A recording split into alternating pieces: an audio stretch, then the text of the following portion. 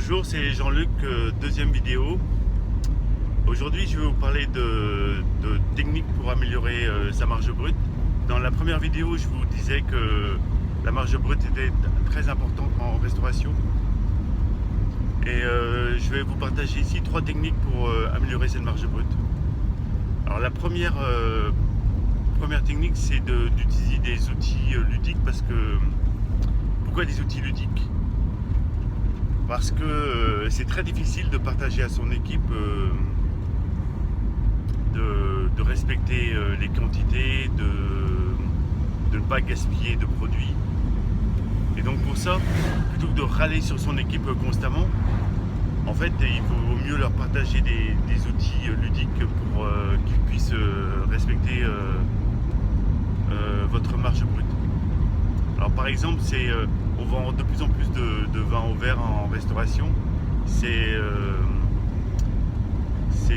Moi j'utilise des vins avec un trait autour pour voir la quantité à ne pas dépasser dans le verre. Et sinon, si vous n'avez pas de verre avec un trait pour qui respecte les bonnes quantités, mettez un vin avec du sable dedans avec la bonne quantité devant le poste où ils se servent en vin pour qu'ils aient un exemple devant les yeux. Sinon en cuisine, vous utilisez aussi des doseurs ou des doseurs pour certains produits plutôt que des balances, ou alors utiliser des balances mais vraiment à portée de main, qu'elles soient faciles à utiliser, qu'elles soient toujours bien prêtes à l'emploi. On peut aussi utiliser des emporte-pièces, avoir toujours les recettes à portée de main, soit affichées ou à portée de main. Mettre des photos dans la cuisine avec les bonnes présentations des plats. Voilà, vraiment utiliser des outils ludiques pour faciliter la vie à votre équipe.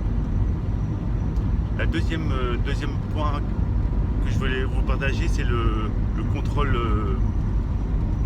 de la marge. J'en parlais dans la première vidéo. Le contrôle de la marge brute, au moins mensuellement, est indispensable pour pouvoir progresser. Alors il y a plusieurs manières d'y arriver. Si vous ne saisissez pas vous-même vos factures, vous pouvez demander à votre comptable de vous fournir ces ratios tous les mois. Le ratio entre les achats de matières premières et le chiffre d'affaires produit. Sinon, vous pouvez les calculer vous-même en saisissant au fur et à mesure toutes vos factures et pouvoir suivre ce ratio tous les mois pour mesurer les efforts que vous faites et pouvoir en tirer des conclusions rapidement. La troisième chose, c'est de bien négocier vos prix. Et donc pour ça, convoquez tous vos fournisseurs pour renégocier tous vos tarifs. Les prix glissent toujours, les fournisseurs essaient toujours d'augmenter leurs tarifs. Ils ont de bien meilleures méthodes que vous. Et pour ça, convoquez-les. Pas forcément tous en même temps, mais planifiez les rencontres pour pouvoir petit à petit améliorer vos tarifs et obtenir de meilleures conditions d'achat au fur et à mesure. Et ça permet aussi de s'améliorer en négociation en étalant ça dans le temps. Je vous parlerai de méthode de négociation dans une prochaine vidéo. Et d'ailleurs, si vous voulez faire partie de mes contacts, je prépare d'autres vidéos sur ce sujet qui vont sortir prochainement.